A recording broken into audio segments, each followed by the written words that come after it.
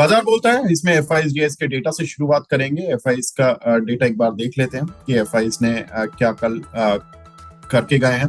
तो एफआईएस तो as usual 3406 crore की सेलिंग करके गए हैं, लेकिन डीआईएस ने करीब 4852 करोड़ रुपए की बाइंग की है। दैट मीन्स कि हम कल भी बोल रहे थे कि डीआईएस की जो बाइंग है अब वो इतनी इंटेंस होती जा रही है कि वो कहीं ना कहीं शायद उनको अच्छी वैल्यू इंडियन मार्केट में दिख रही है। अभी तक तो एक वैल्यू दिख रही थी, लेकिन अब एक अट्रैक्टिव वैल्यू दिख रही है। ये बहुत इंपॉर्टेंट है क्योंकि उनकी इंटेंसिटी बता रही है कि वो एफआईएस की सेलिंग को उससे ज्यादा बाइंग करके ले जा रहे हैं।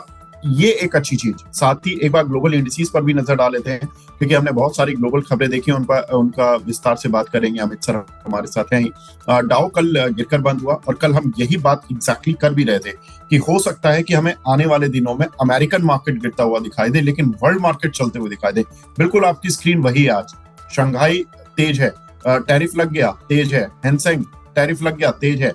निकाई टैरिफ लगने की खतरा रहता है, 0.5% तेज है। कोस्पी 1% तेज है, टैरिफ लगना है। उनकी भी स्टील पर अभी टैरिफ लगने हैं। सभी की स्टील जो एक्सपोर्ट कंट्रीज हैं उन पर टैरिफ लगने हैं, जापान हो या कोरिया हो, सभी पर लगने हैं। और सभी के मार्केट तेज हैं। तो ये कहीं ना कहीं टैरिफ फियर जो था वो अब शायद इकोनॉमी से बाहर आ रहा है, मनों से बाहर आ रहा है। एक बार देख लेते हैं कि टॉप गेनर्स और लूजर्स कौन से काउंटर हैं आज, कौन से काउंटर हैं जो अच्छी स्ट्रेंथ दिखा रहे हैं। तो स्ट्रेंथ दिखाने वाले काउंटर्स में कैपिटल करीब 11% ऊपर है, रेडिंगटन अगेन 9%, कोफोर्ज 9%, मान इंफ्रा करीब 9%, सिग्निटेक करीब 8.5%। तो बहुत सारे काउंटर्स है जहां पर कि एक अच्छा जंप देखने के लिए मिला। एक बार देख लेते हैं आज की मार्केट में भी जो परफॉर्म नहीं कर पा रहे हैं कौन से काउंटर हैं जो कि टॉप लूजर्स बने हुए हैं आज। तो जनसोल करीब 10% नीचे, आनंद राठी करीब 4.5% नीचे है। किर्लोस्कर न्यूमैटिक करीब 4% नीचे, जिंदल वर्ल्ड करीब 4% नीचे, ग्रेन्यूल्स करीब 2.5% नीचे। तो बहुत सारे काउंटर्स हैं जहां पर की थोड़ी सी स्ट्रेंथ कम है, लेकिन कहीं ना कहीं हम कह सकते हैं आज गेनर्स की लिस्ट ज्यादा लंबी है एज कम्पेयर टू लूजर्स। आगे बढ़ते हैं, कुछ एक खबरों की तरफ बढ़ते हैं, क्योंकि बहुत सारी खबरें हैं जिनका इम्पैक्ट हम देख रहे हैं कि इंटरनेशनली हमें झेलना पड़ा है। और उसमें सबसे बड़ी खबर यही थी कि कनाडा और मैक्सिको पर जो टैरिफ है वो 25% लागू हो चुका है और अब ये टैरिफ पूरी तरह से इम्प्लीमेंट हो चुका है। चीन पर भी जो टैरिफ है वो 10% बढ़ा दिया गया है। पहले उन पर 10% टैरिफ था उनके प्रोडक्ट्स पर, अब 20% हो गया। तो ये इफेक्टिव हो गया, अब इसमें कुछ नहीं हो रहा है।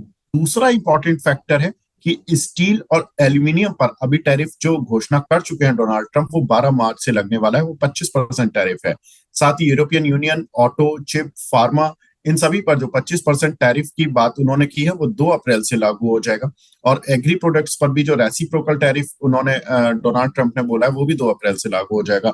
अमित सर, टैरिफ के फाइनली टैरिफ टैरिफ टैरिफ जो हम कर रहे थे वो आ गया। अब जब आ गया तो सामना हो ही गया। इट्स लाइक कोविड कि हर कंट्री को लग रहा था कि मेरे देश में नहीं आना चाहिए, कहीं और होगा ठीक है, लेकिन जब उसके देश में आ गया देन उन्होंने फेस किया। और ज्यादातर आई थिंक दुनिया के 90% देशों ने अच्छे से ही कोविड को टैकल भी किया। सर, अब जब टैरिफ भी टैकल करने वाली बात आ जाएगी तो सभी लोग अच्छे से टैकल कर लेंगे। और लगता है कि आपको कि जो एक्सपोर्ट मार्केट में जो हिट है, जो लगने वाली बात है कि ग्लोबल ट्रेड उथल पुथल होने वाले हैं, उससे मार्केट भी उथल पुथल होंगी, या ये फियर फैक्टर आउट हो रहा है अब? I think clearly fear factor out हो रहा है। देखिए, हमें ये मानना होगा कि ये जो टैरिफ्स लग रहे हैं ये केवल गुड्स पे लग रहे हैं, ना कि सर्विसेज पे। और अधिकांश इकोनॉमीज के लिए आज जो है वो services are a lot more important than manufacturing. तो अगर मैं इंडिया की बात करूं तो मैन्युफैक्चरिंग हमारे जीडीपी का केवल 15% है। और उसी तरीके से अगर मैं चाइना की बात करूं तो जरूर उनका जो है वो मैन्युफैक्चरिंग एज अ परसेंटेज और जीडीपी जो है वो 20% के ऊपर है। और ऑलमोस्ट आई थिंक शायद 23-24% रहेगा। मगर मैं ये कहना चाह रहा हूं कि जो टैरिफ्स हैं वो केवल manufacturing part of the economy को जो है वो अफेक्ट कर रहे हैं, सर्विसेज को अफेक्ट नहीं कर रहे हैं, या कुछ हद तक एग्रीकल्चर को अफेक्ट करेंगे। और वो भी जो है, अगर देखिए बहुत सारी, अगर तकरीबन तकरीबन सभी कंट्रीज पे टैरिफ लगते हैं तो देन उसकी इम्प्लीकेशन कोई बहुत ज्यादा खास नहीं है। बिकॉज अगर सभी कंट्रीज पे बराबर टैरिफ लग जाएं तो जो कंट्रियां अभी भी एक्सपोर्ट कर रही हैं वो ही एक्सपोर्ट करती रहेंगी, केवल यूएस कंज्यूमर के लिए उनकी कॉस्ट बढ़ जाएगी, मगर जो एक्सपोर्टिंग कंट्री है उसको कोई फर्क नहीं पड़ेगा। या फिर अगर हर कंट्री पे बराबर टैरिफ नहीं लगते हैं तो फिर बहुत सीधी सी बात है कि वो जो प्रोडक्ट जो है वो आपके यहाँ से एक्सपोर्ट ना होके वो किसी ऐसी डेस्टिनेशन से एक्सपोर्ट हो जाएगा जहां पे कि टैरिफ कम है। तो देखिए ये सारी चीजें हम ट्रम्प 1.0 में देख चुके हैं। जो इंपोर्ट्स हैं उसकी डेस्टिनेशन बदल जाती है और मंजिल बदल जाती है, और उसकी डेस्टिनेशन जो जहां से हो रही है वहां से जो है वो बदल जाएगा। अगर वो हो गया तो हमने टैरिफ को जो है वो बीट कर दिया, एंड टू दी एक्सटेंट की जो है सभी पे लग रहे हैं, तो वैसे ही जो है वो उससे कोई बहुत फर्क नहीं पड़ना, क्योंकि ऐसा नहीं है कि यूएस ओवरनाइट उस चीज को खुद प्रोड्यूस करने लगेगा इंपोर्ट करने के बजाय। तो देखिए मैं ये समझ रहा हूं कि इस सब का जो सबसे बड़ा जो लॉस है वो यूएस को है। जितने भी टैरिफ्स लगाए जा रहे हैं उसका लॉस यूएस को है। यूएस कंज्यूमर के लिए इन्फ्लेशन बढ़ेगी, यूएस के लिए जो है जीडीपी की प्रॉब्लम आएगी, और कहीं ना कहीं ये जो डॉलर इंडेक्स जो इतनी बुरी तरीके से अगर आप देखें तो कोलैप्स किया है, 110 पे था ये जनवरी में ट्रंप के आने से पहले, और 110 वाला जो है वो अब 105 पे आ गया है। तो कहीं ना कहीं मार्केट ये कह रही है कि टैरिफ का इफेक्ट जो है वो यूएस पे होएगा बहुत ज्यादा, और जो दूसरी कंट्रीज हैं उसके ऊपर टैरिफ का इफेक्ट कम होएगा।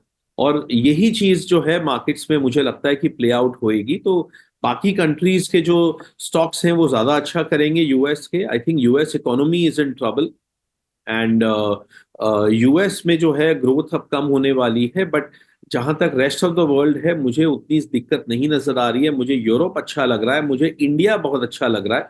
चाइना जो है मुझे अच्छा लग रहा था, मगर वहां पे बेतहाशा जो है जो राइज हुआ है पिछले 5-6 हफ्तों में, उसके बाद मुझे लगता है कि चाइना कहीं ना कहीं एक प्लेटो की तरफ बढ़ रहा है।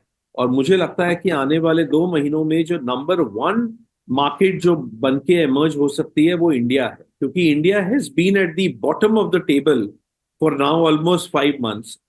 और इंडिया की आप पुरानी अगर इतिहास उठाकर देखें पिछले 25 साल का, तो इंडिया जब भी बॉटम ऑफ द टेबल पे रहता है बहुत समय, तो उसके आने वाले कुछ समय में India top of the table पे भी जाता है। और मुझे लगता है वही चीज यहाँ पे होने वाली है, and India will be at the top of the table with in the next 1.5 to 2 months। और तब तक एक बहुत अच्छी रैली हम इंडिया में अनफोल्ड होते देख लेंगे। बिल्कुल सर, आपने इंपॉर्टेंट क्वेश्चन बोला कि अमेरिका जो अब टैरिफ लगा रहा है उससे खुद वो ट्रबल में आने वाला है, क्योंकि मैं बहुत सारी रिपोर्ट्स देख रहा था और सभी रिपोर्ट्स यही बोल रही है कि कहीं ना कहीं उनकी ही इन्फ्लेशन बढ़ेगी और उन्हीं की जीडीपी ग्रोथ घटेगी। अभी as of now sir, capacity addition एक रात में नहीं हो सकता, एक 2 महीने में नहीं हो सकता। बहुत सारी इंडस्ट्रीज ऐसी हैं जहां पर कि उन्होंने जो टैरिफ लगाए हैं वो उतने फेवरेबल नहीं हो सकते उनकी इंडस्ट्रीज के लिए। फॉर एग्जांपल मेटल में ही ले लीजिए कि मेटल में अगर उनके पास थोड़ी बहुत स्पेयर कैपेसिटी पड़ी है तो वो उसको यूज कर सकते हैं, लेकिन अगर उनको नई कैपेसिटी एडिशन करना हो तो एक नया प्लांट लगाने में सालों लग जाते हैं। तो सर, आपको लगता है कि ट्रंप ने खुद अपनी बार्गेन पावर, जिस बार्गेन पावर को वो हथियार मान रहे थे, वो कमजोर कर ली है? और ये इसका फायदा इंडिया को इसलिए मिलेगा कि यूरोप माफ कीजिएगा, मैक्सिको आपसे नहीं दबा। उन्होंने टैरिफ इंप्लीमेंट करना स्वीकार कर लिया। उन्होंने कहा हम भी जो टैरिफ है आप पर लगा देंगे। कनाडा ने भी एक्सेप्ट कर लिया, चीन ने भी कर लिया। सभी लोग एक अमेरिका पर अब टैरिफ लगाने की बात कर रहे हैं। कुछ ने लगा भी दिया, कनाडा ने लगा दिया, चाइना ने लगा दिया, और मैक्सिको इस वीकेंड में अनाउंस कर देगा। तो सर, जो इंडिया पर जो रेसिप्रोकल टैरिफ लगने की बात हो रही थी कि 2 अप्रैल से ये लगेगा, लागू होगा, और उसमें बहुत सारे प्रोडक्ट शायद फंस जाते, बार्गेन पावर अब इंडिया के हाथ में है। देखिए विवेक, पहले तो मैं ये कहना चाहूंगा कि इंडिया के टोटल एक्सपोर्ट्स जो यूएस को हैं मैन्युफैक्चर्ड प्रोडक्ट्स के, वो $80 बिलियन के हैं। And in the context of almost $4 trillion economy, $80 trillion जो है, तो US exports as a percentage of our GDP, ये जिन कंट्रीज के भी नाम आप ले रहे हैं उनमें लोएस्ट अगर US exports as a percentage of GDP अगर किसी कंट्री का है तो वो इंडिया का है। तो ये जो है, अगर टैरिफ वॉर इंटेंसिफाई होता है जो कि मेरा बेस केस नहीं है। मुझे लगता है कि टैरिफ और मैक्सिमम इंटेंसिटी अब हम देख चुके हैं, और यहां से आने वाले टाइम में टैरिफ और कम होंगे, बढ़ेंगे नहीं। क्योंकि डोनाल्ड ट्रंप अब ये देख चुके हैं कि टैरिफ वॉर का क्या इफेक्ट हो रहा है यूएस डॉलर पे, यूएस इक्विटी मार्केट्स पे, यूएस इकोनॉमिक आउटलुक पे, यूएस कंज्यूमर कॉन्फिडेंस पे, यूएस बिजनेस कॉन्फिडेंस पे। वो सब धीरे धीरे करके उनके पास ये रिपोर्ट्स जा रही हैं। तो टैरिफ वॉर की इंटेंसिटी एक तो कम होगी, नंबर एक। नंबर दो, अगर टैरिफ वॉर की इंटेंसिटी कम नहीं भी होती तो जितनी भी कंट्रीज के आप नाम ले रहे हैं उसमें India is going to be the least affected. Number third, India के जो एक्सपोर्ट्स हैं उसमें से कुछ ऐसे एक्सपोर्ट्स हैं जहां पे कि जो इंडिया का कंपटीशन है वो उतना ज्यादा इंटेंस नहीं है। For example James and jewellery है, या हमारा टी एक्सपोर्ट है, वहां पे उतना ज्यादा कंपटीशन इंटेंस नहीं है, मगर with let's say outside countries. मगर हाँ, कुछ जगहों पे भी compete with everybody else, like for example steel हो गया, या आपका एल्यूमिनियम हो गया, या टेक्सटाइल्स हो गया, there the competition is very intense.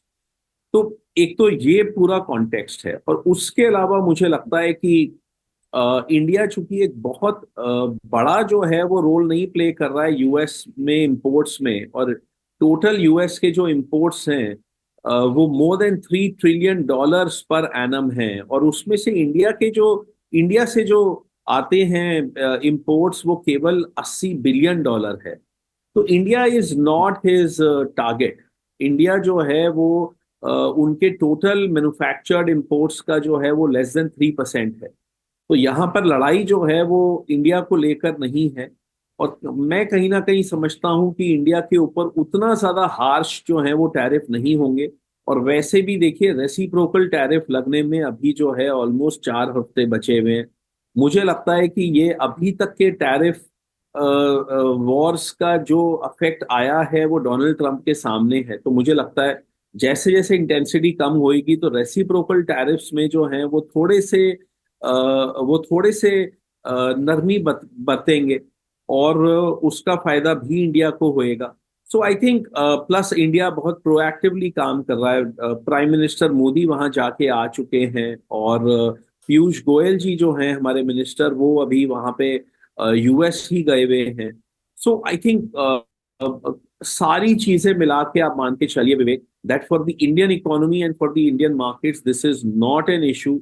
और ये जो है ये केवल एक एक्सक्यूज थी हमारे मार्केट में सेलिंग करने के लिए, मगर it is not a very big factor.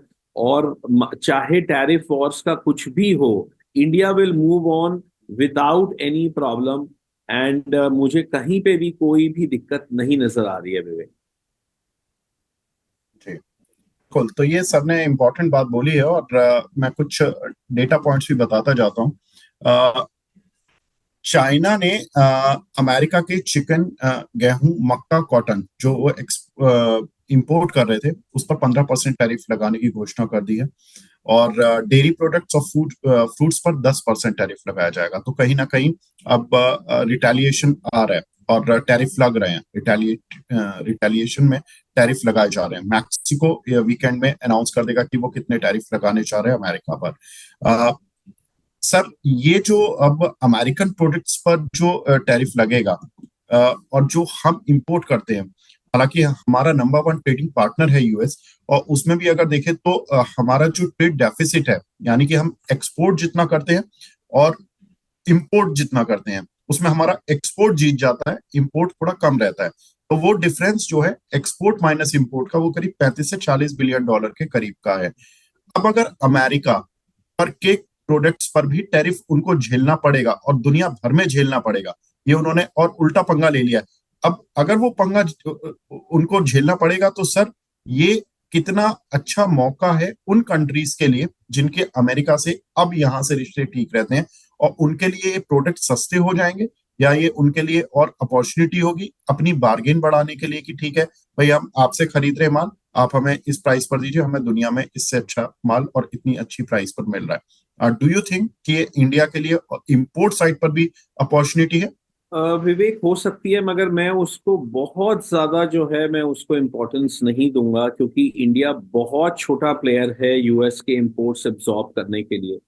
US के टोटल जो एक्सपोर्ट्स हैं वो मोर देन $2.5 ट्रिलियन हैं, और उसमें से इंडिया जो है वो कोई $40 बिलियन इंपोर्ट करता है। तो यानी कि India is 1.5% of the total US exports, manufactured exports. तो आप इससे अंदाजा लगा लीजिए कि इंडिया कितना मार्जिनल प्लेयर है। और हमें ये ध्यान रखना होगा कि यूएस के साथ हमारा एफटीए होना तकरीबन तकरीबन असंभव है, बिकॉज उसमें जो है बहुत सारे एनवायरमेंटल और लेबर रेगुलेशंस आ जाते हैं, जो कि इंडिया जो है एक्सेप्ट नहीं कर पाएगा किसी भी हालत में। सो आई थिंक मुझे नहीं लगता कि कोई इंडिया कोई बहुत बड़ा डेस्टिनेशन बन जाएगा यूएस के इंपोर्ट्स को एब्जॉर्ब करने के लिए। और एक बात ये ध्यान रहे कि अधिकतर कंट्रीज जो हैं वो उन प्रोडक्ट्स के ऊपर टैरिफ लगाएंगी। उसमें दो एंगल होंगे, एक तो वो उस टाइप के प्रोडक्ट्स के ऊपर टैरिफ लगाएंगे जिससे कि उनकी अपनी इकोनॉमी को बहुत ज्यादा इम्पैक्ट ना आए। फॉर एग्जाम्पल, अगर चाइना जो है सेम प्रोडक्ट यूएस की जगह ब्राजील से भी इंपोर्ट कर सकता है, like they do for lot of agricultural products, तो उसके लिए वहां पे यूएस के ऊपर प्रोडक्ट्स, यूएस से जो प्रोडक्ट आ रहे हैं उसके ऊपर बड़ा टैरिफ लगाना बहुत आसान है, क्योंकि उसको मालूम है कि वो सिमिलर कॉस्ट पे या सिमिलर क्वालिटी पे वो ये प्रोडक्ट कहीं और से जो है सोर्सिंग कर लेगा।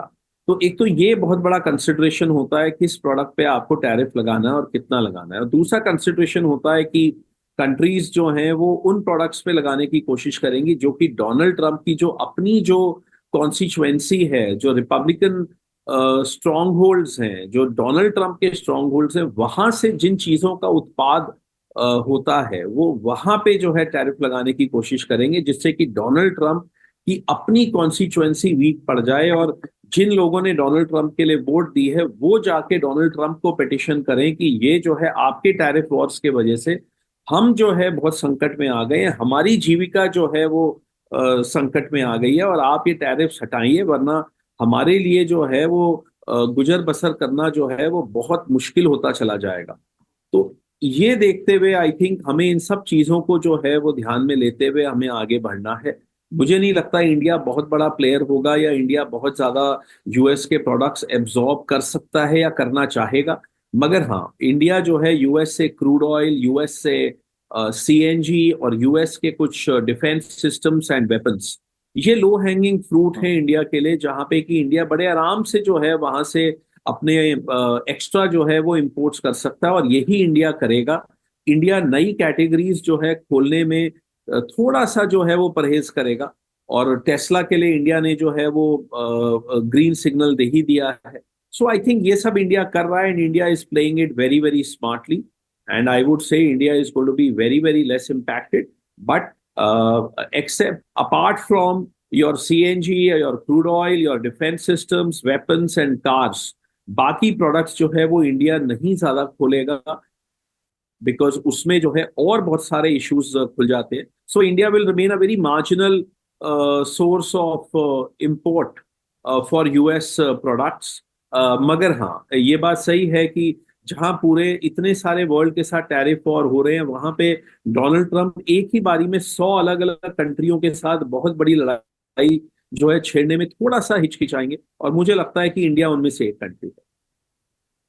बिल्कुल, यही इम्पोर्टेंट सब चीज है कि अगर अब शायद डोनाल्ड ट्रंप खुद उल्टा अपनी ही लड़ाई में फंस गए हैं, और अब अगर वो इसके आगे लड़ते हैं तो शायद वो जिस अमेरिका को ग्रेट बनाने की बात कर रहे हैं वो पहले तो 2 साल, 1 साल तो कम से कम प्रॉब्लम में, बहुत डीप ट्रबल में आने वाला है। इस तरह की रिपोर्ट्स में पढ़ रहा था। लेकिन दूसरे टॉपिक पर चलते हैं सर। कजाकिस्तान में जो क्रूड का प्रोडक्शन है वो रिकॉर्ड लेवल्स पर पहुंच गया है।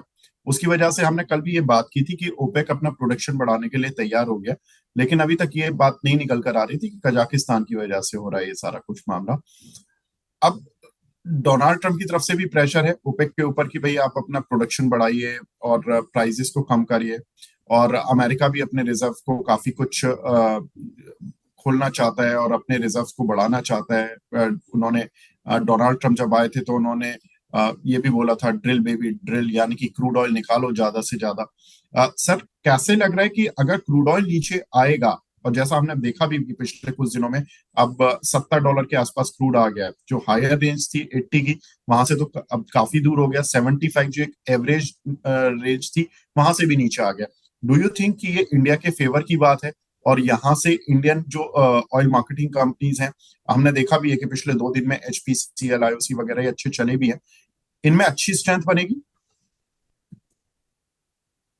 विवेक, एक तो ये डेफिनेटली इंडिया के लिए बहुत अच्छी बात है, क्योंकि इंडिया के लिए जो है crude is still one of the biggest imports out of our entire product basket.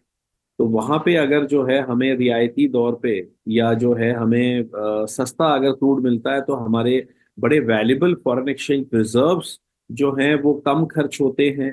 वो जो क्रूड हमारे पास सस्ता आ रहा है उससे हमारी इकोनॉमी को फायदा होता है, हमारे पेट्रोल डीजल के दाम गिरते हैं, ऑयल मार्केटिंग कंपनीज को भी जो है फायदा होता है। तो आई थिंक हर किस्म से इंडिया तो उसमें गेनर ही गेनर है, इसमें तो खैर कोई अतिशयोक्ति है ही नहीं, नंबर एक। नंबर दो, मैं ये नहीं मानता हूं कि क्रूड ऑयल यहां से और बहुत ज्यादा नीचे आ जाएगा, बिकॉज क्रूड ऑयल में कुछ सेल्फ करेक्टिव मैकेनिज्म्स हैं। क्योंकि आप कोई ध्यान रखना होगा कि डोनाल्ड ट्रंप के कहने से कुछ भी नहीं होता है। अगर जो है वो क्रूड नीचे आया तो जो शेल ऑयल प्रोड्यूसर्स हैं उनकी वायबिलिटी जो है वो अफेक्ट होएगी। डोनाल्ड ट्रंप चाहे कुछ भी कहते रहें, ना तो नए रीजन्स में ऑयल ड्रिल होएगा और ना ही एग्जिस्टिंग रीजन्स में जो है वो नई एक्सप्लोरेशन होएगी। तो इन यूएस की जो शेल ऑयल की जो प्रोडक्शन है वो आने वाले समय में घटेगी बढ़ेगी नहीं, अगर क्रूड ऑयल यहाँ पे रहा तो। क्योंकि at this price many of the shale oil producers are gradually now they are becoming unviable. तो डोनाल्ड ट्रंप क्या बोल रहे हैं इससे मुझे नहीं लगता कोई फर्क पड़ेगा। ये एक बात है। उसके अलावा जो है मैं अब ये कहना चाहूंगा कि क्रूड मेरे हिसाब से अब एक नई रेंज में आ गया है। जैसे अभी तक ब्रेंट की हम एक रेंज पकड़ के चला करते थे कि 72 से जो है वो $85 हम ब्रेंट की रेंज मानते थे। अब मैं ये मान के चलता हूँ कि ब्रेंट जो है वो 62 से $75 ब्रेंट की अब एक नई रेंज बन गई है, और अभी हम उस रेंज के बीच में हैं। और मुझे लगता है कि यहाँ से हमें बहुत ज्यादा जो है वो क्रूड में शायद रिलीफ ना मिले, विवेक। मगर यहाँ पे भी अगर क्रूड रह गया तो मुझे लगता है ये इंडिया के लिए बहुत बढ़िया है, और ऑयल मार्केटिंग कंपनीज पे हम बहुत ज्यादा ही बुलिश रहे हैं और अभी भी हम बहुत बुलिश हैं। आई थिंक वहाँ पे हमने जो है वो ऑलमोस्ट 35-40% तक के फॉल्स देखे हैं फ्रॉम द टॉप, जो कि मेरे हिसाब से बिल्कुल भी जो है वो जस्टिफाइबल नहीं है। एंड मुझे वहाँ पे, अब ये रैली अभी शुरू ही हुई है वहाँ पे 2-3 दिन पहले ही, मुझे लगता है अभी यहाँ से और बहुत ऊपर जाएगी। और HP, BP और IOC सभी यहाँ से मुझे कम से कम अभी और 15 से लेके 18-20% मुझे यहाँ से और या तेजी दिखती है। So I think it's gonna be great for the entire industry in India, entire economy, entire stock market, and of course particularly for the oil marketing companies, and also for the paint companies, also for the tire companies। क्योंकि ये जहां जहां पे crude एक बहुत बड़ा raw material है as a percentage of the total cost, जाहिर है उन सभी को फायदा होने वाला बिल्कुल। अब हमारे साथ दूसरे खास मेहमान भी जुड़ चुके हैं। हमारे साथ IDBI कैपिटल के technical and derivative research head Brijesh L sir जुड़ चुके हैं। Brijesh sir, good morning. Morning Vivek. Sir, Brijesh sir, वैसे मैं कॉलर शो ही आपके साथ करूंगा, मतलब कॉलर्स के सवाल लूंगा, क्वेरीज लूंगा, लेकिन एक इम्पॉर्टेंट चीज जो कि कल एक्सचेंजेस की तरफ से आया कि मंथली एक्सपायरी ही चेंज हो रही है। सर, जब से हमने करियर शुरू किया हम तो थर्सडे को ही सुनते आ रहे हैं, अब ये मंडे हो मैंने भी जाएगी। देखा। क्या चेंजेस मैंने लग भी रहे हैं सर? देखा। आ, इतना श्योर नहीं हूँ, बट देन ये पता चला है कि मोस्ट ऑफ द थर्सडे को एक्सपायरी वो हो नहीं रहे थे, तो यही एक रीजन है कि शायद वो उन्होंने शिफ्ट किया कि काफी दफे ऐसे होते हैं कि थर्सडे को हॉलीडेज आते हैं, तो हो सकता है वो एक प्रोबेबिलिटी हो कि उनको कभी कभी वेडनेसडे को शिफ्ट करना पड़ता, तो उन्होंने शायद उसी वजह से सोचा है कि मंडे को करते हैं, तो कि मंडे को फिर कुछ इश्यूज ही नहीं हो। मुझे ऐसा लगता है अभी उस बात का पूरी तरह से क्लैरिटी नहीं है, बट डेफिनेटली यस, मंडे को शिफ्ट होने वाला है अभी आने वाले दिनों में। बिल्कुल। अमित सर, आपको लगता है इससे जो F&O एक्सपायरी है इससे कुछ वॉल्यूम पर इम्पैक्ट आएगा? मतलब इसका लॉजिक समझ नहीं आया सर। नहीं, मुझे तो आई नहीं लगता थिंक वॉल्यूम्स पे, नहीं मुझे नहीं उससे कुछ स्पेसिफिक नहीं सर होगा, क्योंकि ब्रिजेश जो सर। थर्सडे को होने हाँ वाला था वो आपका मंडे को होगा, तो मुझे नहीं लगता वॉल्यूम के नजरिए से कुछ होगा। सिर्फ वो जो डे शिफ्टिंग था उसी पे मुझे लगता है, उसी वो एक नजरिया हो सकता है। जी। अमित सर, यही सवाल मेरा आपसे भी था। अमित सर, आपका क्या कहना है? देखिए, मुझे तो ये डिसीजन बिल्कुल भी नहीं समझ में आ रहा है, क्योंकि वीकेंड के इमीडिएटली बाद जो है एक्सपायरी करना, मेरे हिसाब से there is something that we can not see which the regulators see. और ऑब्वियसली अगर उन्होंने डिसीजन लिया तो बहुत सोच समझ के लिया होगा, बट आई थिंक थर्सडे मुझे एक बहुत अच्छा दिन लगता था एक्सपायरी के लिए, बिकॉज आपको run up to the Thursday में जो है वो आपका एक्शन इंटेंसिफाई होता है। यहाँ पे वीकेंड बीच में आ गया है, तो ये एक बहुत मुझे लगता है कि ये प्रॉब्लमेटिक है। और प्लस कई बार लॉन्ग वीकेंड्स होते हैं, कई बार फ्राइडे छुट्टी होती है, तो लोग मंडे को भी जो है छुट्टी लेना चाहते हैं, या vice versa. So I think hmm, at least I don't see the logic at all. जहां तक वॉल्यूम का सवाल है विवेक, मुझे नहीं लगता कि वॉल्यूम में बहुत ज्यादा फर्क पड़ेगा, क्योंकि ये जो है ज्यादा, अगर मैं एल्गो एचएफटी की बात करूं तो वो तो डेली बेसिस पे जो है वो रोटेट करते हैं। उनका तो ट्रांजैक्शन दिन के ही दिन में 20, 30, 50, 100 टाइम्स रोटेट हो जाता है। तो they they do not bet on just the expiry. और बहुत सारे जो F and O traders and speculators and hedgers हैं, वो भी नॉट नेसेसरली कि एक्सपायरी टू एक्सपायरी काम करते। मुझे नहीं लगता वॉल्यूम पे इससे अफेक्ट आएगा, मगर ये डिसीजन जो है एटलीस्ट एज ऑफ नाउ में मुझे ये डिसीजन का मेरिट या उसका औचित्य मुझे नजर नहीं आ रहा जी। है। But I will have to read the fine print to understand where the regulator is coming from. मैं बताना चाह रहा था कि यहाँ पे कॉल राइटर्स को वो 2 दिन का जो टाइम है वो ज्यादा मिल गया, क्योंकि मंडे को अगर एक्सपायरी है तो टाइम वैल्यू जो उनको मिलता है, जो वैसे राइटिंग के लिए यूज करते हैं, तो सैटरडे संडे का बेनिफिट कॉल राइटर्स को मिल गया, क्योंकि अगर आपका टाइम वैल्यू उसी उसी तरह से वो डिके होना है वहाँ पे, तो ये कहीं ना कहीं हम्म, उनके लिए प्लस पॉइंट हो सकता है। बिल्कुल। चलिए अब इस मुद्दे को और आगे बारीकी से जानेंगे कि इसके पीछे क्या लॉजिक है। 4 अप्रैल से लागू होने वाला है, तो अभी है 1 महीना, आराम से पढ़ते हैं। अमित सर, आप हमारे साथ जुड़े। सर, बहुत बहुत शुक्रिया हमसे जुड़ने के लिए, अपना प्रीशियस टाइम देने के लिए। Thank you very much sir. शुक्रिया विवेक, धन्यवाद।